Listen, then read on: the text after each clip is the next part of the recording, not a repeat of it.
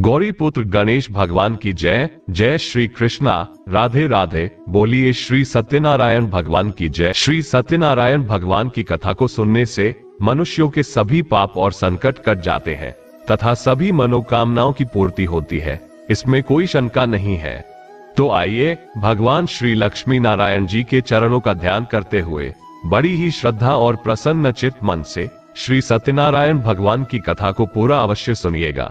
आमतौर पर देखा जाता है कि किसी भी शुभ काम से पहले या मनोकामनाएं पूरी होने पर सत्यनारायण व्रत की कथा सुनी जाती है। सनातन धर्म से जुड़ा शायद ही कोई ऐसा व्यक्ति होगा जिसने श्री सत्यनारायण कथा का नाम न सुना हो। इस कथा को सुनने का फल हजारों सालों तक किए गए यज्ञ के बराबर माना जाता है। शास्त्रों के मुताबिक ऐसा माना गया है कि इस कथा को सुनने वाला व्यक्ति अगर व्रत रखता है तो उसके जीवन के दुखों को श्री हरि विष्णु खुद ही हर लेते हैं। स्कंद पुराण के मुताबिक भगवान सत्यनारायण श्री हरि विष्णु का ही दूसरा रूप है। इस कथा की महिमा को भगवान सत्यनारायण ने अपने मुख से देवर्षि नारद को बताया है। पूर्णिमा के दिन इस कथा को सुनने का विशेष महत्व है। कलयुग में इस व्रत कथा को सुनना बहुत प्रभावशाली माना गया है, तो हमारी आपसे विनम्र विनती है कि इस कथा को पूरा अवश्य सुनिएगा।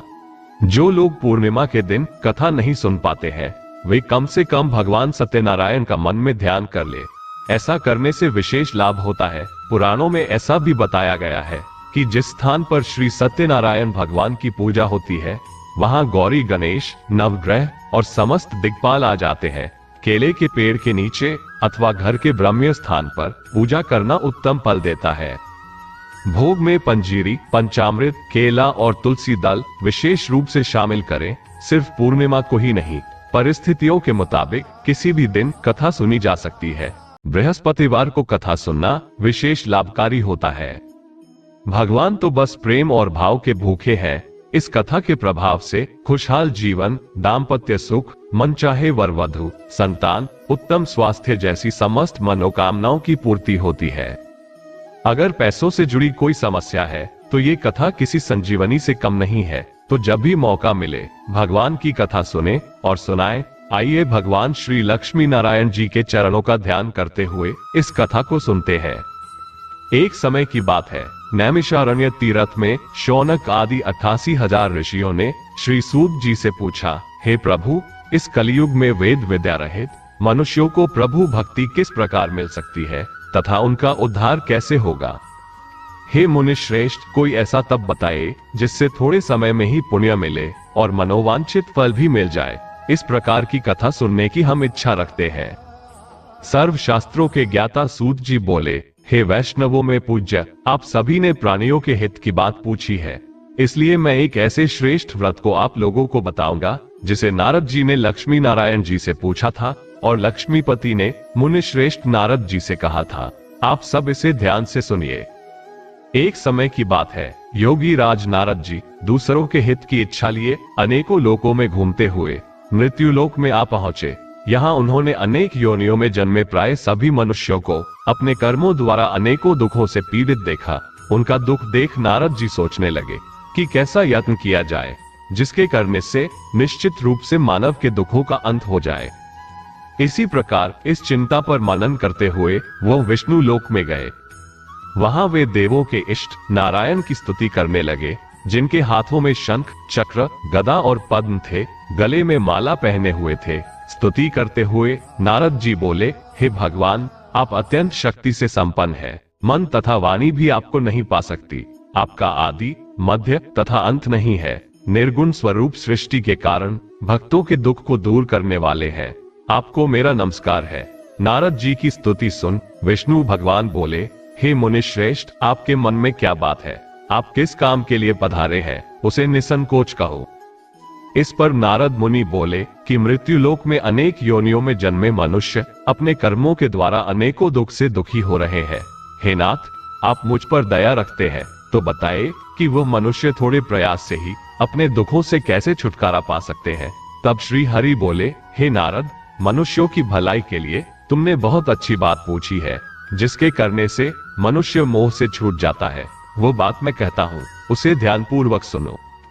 स्वर्ग लोक व मृत्युलोक दोनों में एक दुर्लभ उत्तम व्रत है जो पुण्य देने वाला है। आज प्रेमवश होकर मैं उसे तुमसे कहता हूँ, श्री सत्यनारायण भगवान का यह व्रत अच्छी तरह विधान पूर्वक करके मनुष्य तुरंत ही यहाँ सुख भोग कर मरने पर मोक्ष पाता है। श्री हरि के वचन सुन नारद जी बोले कि उस व्रत का फल क्या है और उसका विधान क्या है, यह व्रत किसने किया था, इस व्रत को किस दिन करना चाहिए, सभी कुछ विस्तार से बताइए।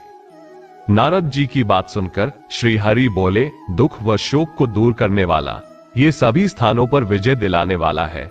मानव को भक्ति व श्रद्धा के साथ शाम को श्री सत्यनारायण की पूजा धर्म परायण होकर ब्राह्मणों व बंधुओं के साथ करनी चाहिए।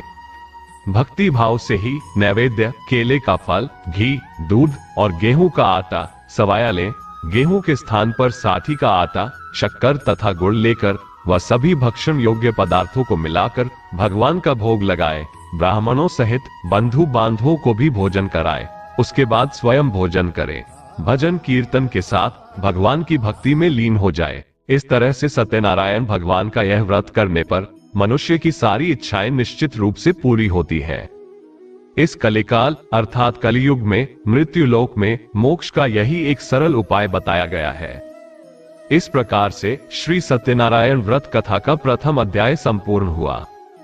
आप लोग बड़ी श्रद्धा और प्रेम से बोलिए श्री सत्यनारायण भगवान की जय। मित्रों, अब दूसरा अध्याय सुनिए। सूत जी बोले, हे ऋषियों, जिसने पहले समय में इस व्रत को किया था उसका इतिहास कहता हूँ, इसे ध्यान से सुनो। सुंदर काशीपुरी नगरी में एक अत्यंत निर्धन ब्राह्मण रहता था। भूख प्यास से परेशान वह धरती पर घूमता रहता था। ब्राह्मणों से प्रेम करने वाले भगवान ने एक दिन ब्राह्मण का वेश धारण कर उसके पास जाकर पूछा, हे विप्र, नित्य दुखी होकर तुम पृथ्वी पर क्यों घूमते हो? दीन ब्राह्मण बोला, मैं निर्धन ब्राह्मण हूँ, भिक्षा के लिए धरती पर घूमता हूँ।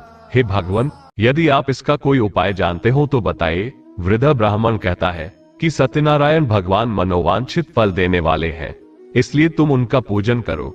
इसे करने से मनुष्य सभी दुखों से मुक्त हो जाता है। वृद्ध ब्राह्मण बनकर आए। सत्यनारायण भगवान उस निर्धन ब्राह्मण को व्रत का सारा विधान बताकर अंतर्ध्यान हो गए। ब्राह्मण मन ही मन सोचने लगा कि जिस व्रत को वृद्ध ब्राह्मण करने को कह गया है, मैं उसे जरूर करूंगा। यह निश्चय करने के बाद उसे रात में नींद नहीं आई। वह सवेरे उठकर सत्यनारायण भगवान के व्रत का निश्चय कर भिक्षा के लिए चला गया। उस दिन निर्धन ब्राह्मण को भिक्षा में बहुत धन मिला, जिससे उसने बंधु बांधवों के साथ मिलकर श्री सत्यनारायण भगवान का व्रत संपन्न किया। भगवान सत्यनारायण का व्रत संपन्न करने के बाद वह निर्धन ब्राह्मण सभी दुखों से छूट गया और अनेक प्रकार की संपत्तियों से युक्त हो गया। उसी समय से यह ब्राह्मण हर माह इस व्रत को करने लगा। इस तरह से सत्यनारायण भगवान के व्रत को जो मनुष्य करेगा वो सभी प्रकार के पापों से छूटकर मोक्ष को प्राप्त होगा। जो मनुष्य इस व्रत को करेगा वह भी दुखों से मुक्त हो जाएगा।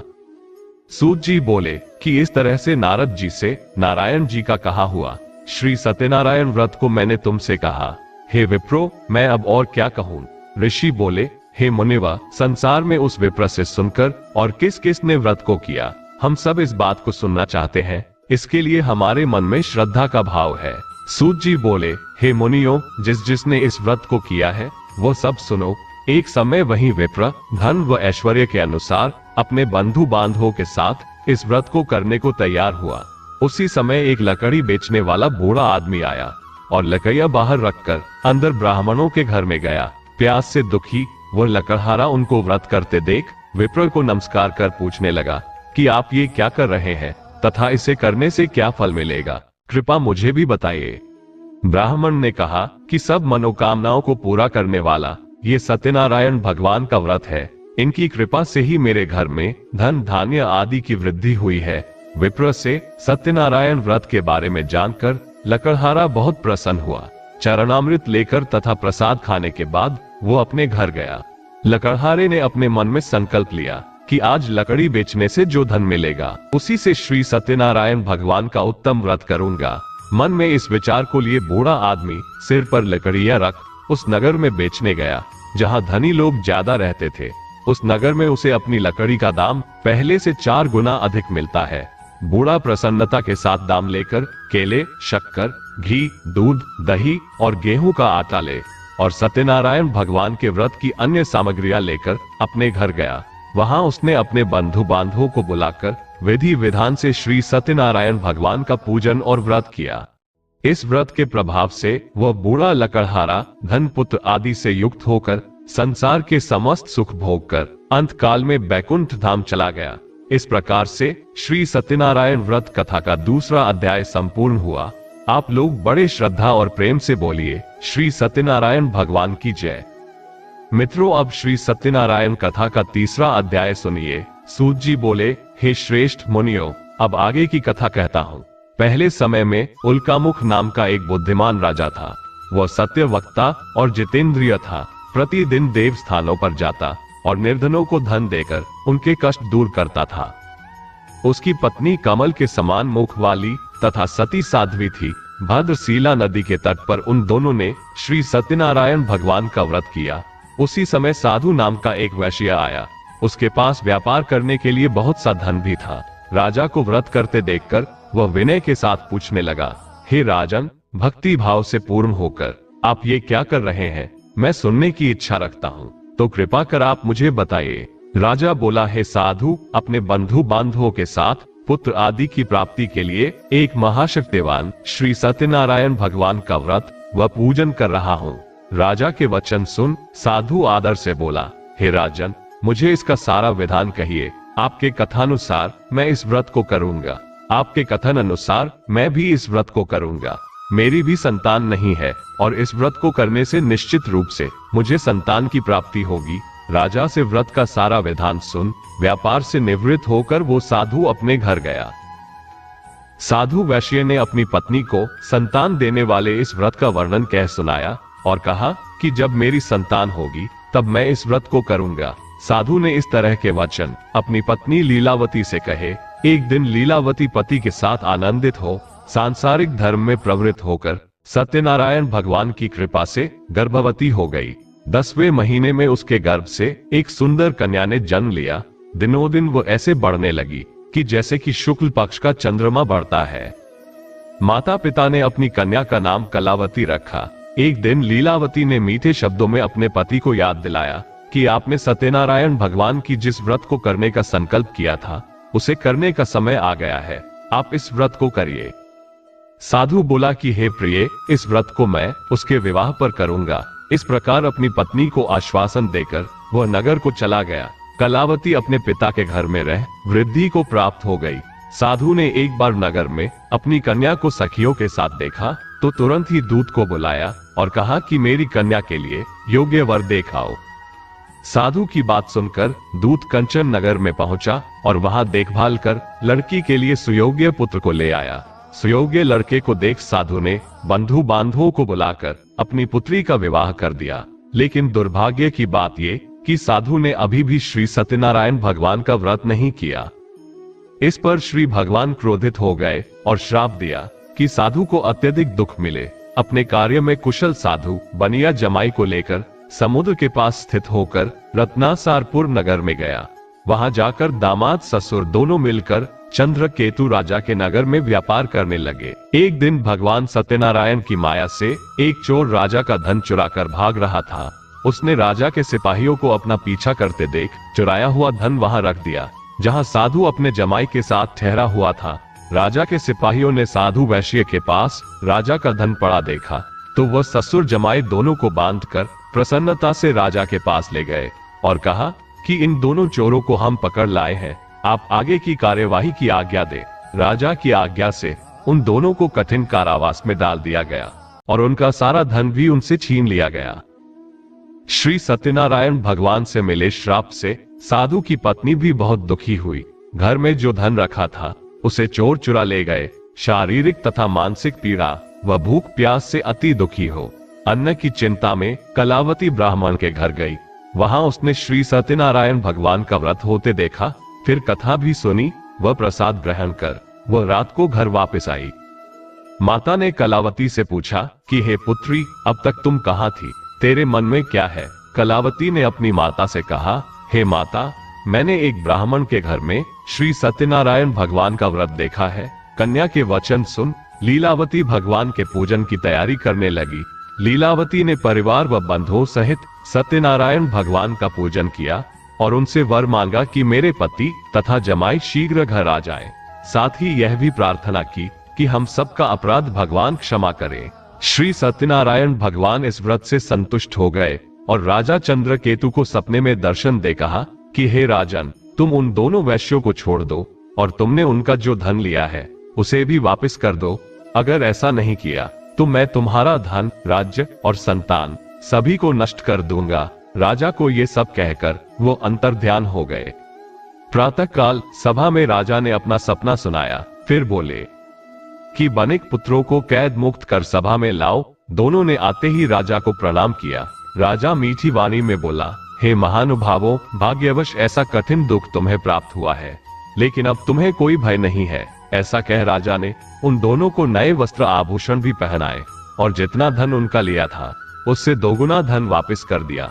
दोनों वैश्य अपने घर को चल दिए। इस प्रकार से श्री सत्यनारायण भगवान व्रत कथा का 3रा अध्याय यहीं पर संपूर्ण हुआ।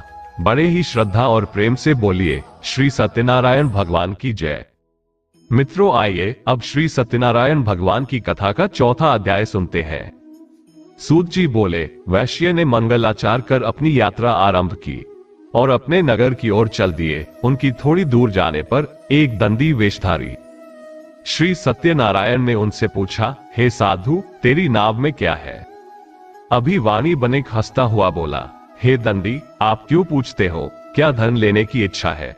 मेरी नाव में तो बेल व पत्ते भरे हुए हैं।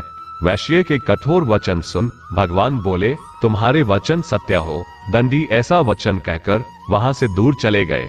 कुछ दूर जाकर समुद्र के किनारे बैठ गए। दंडी के जाने के बाद साधु वैश्य ने नित्य क्रिया के पश्चात नाव को ऊंची उठती देखकर अचंभा माना और नाव में बेल पत्ते आदि देख वो मूर्छित हो जमीन पर गिर पड़ा।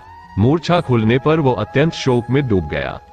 तब उसका दामाद बोला कि आप शोक न मनाएं, ये दंडी का श्राप है, इसलिए हमें उनकी शरण में जाना चाहिए, तभी हमारी मनोकामना पूरी होगी। दामाद की बात सुनकर वह दंडी के पास पहुंचा और अत्यंत भक्ति भाव से नमस्कार करके बोला, मैंने आपसे जो असत्य वचन कहे थे उनके लिए मुझे क्षमा कर दे। ऐसा कहकर महान शोकातुर हो रोने लगा।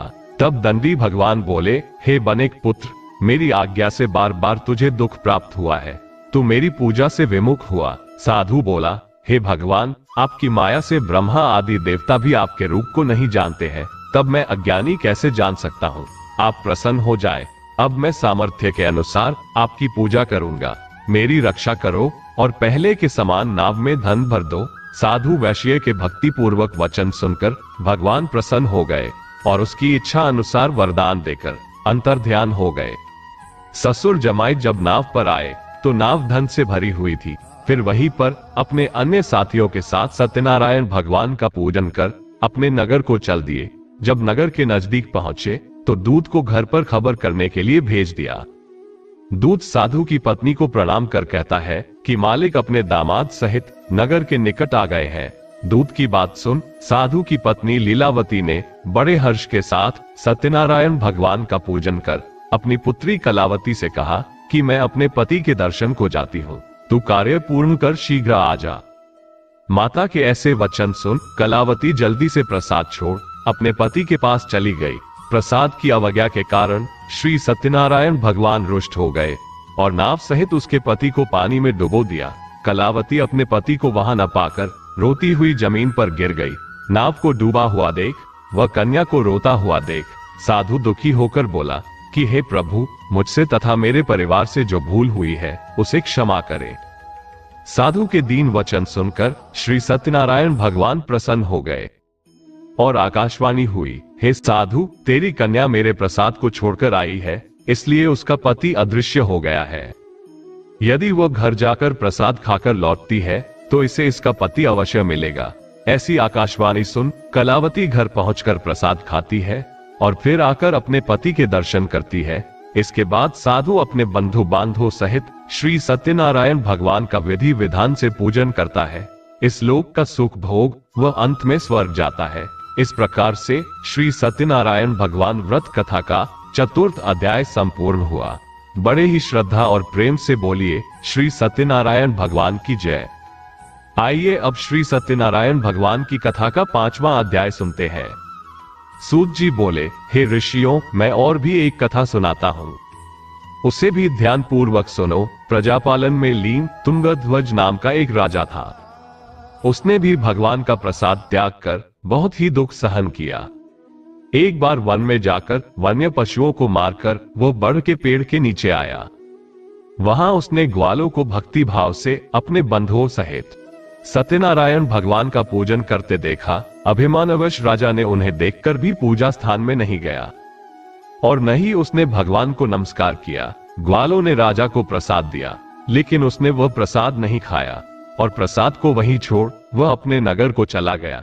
जब नगर में वह पहुंचा तो वहां सब कुछ तहस नहस हुआ पाया, तो वह शीघ्र ही समझ गया कि ये सब भगवान ने ही किया है। वह दोबारा ग्वालों के पास पहुंचा और विधि पूर्वक पूजा करके प्रसाद खाया, तो श्री सत्यनारायण भगवान की कृपा से सब कुछ पहले जैसा हो गया।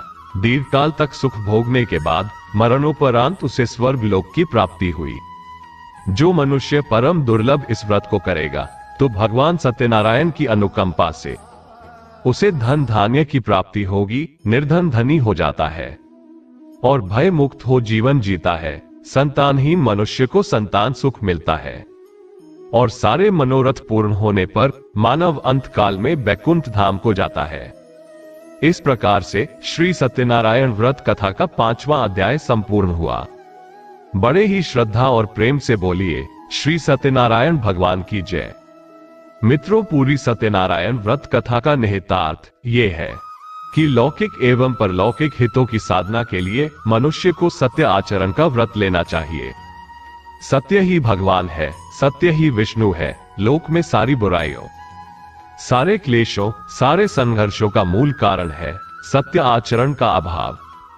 सत्यनारायण व्रत कथा पुस्तिका में इस संबंध में एक श्लोक है, जिसका अर्थ है, सत्यनारायण व्रत का अनुष्ठान करके मनुष्य सभी दुखों से मुक्त हो जाता है।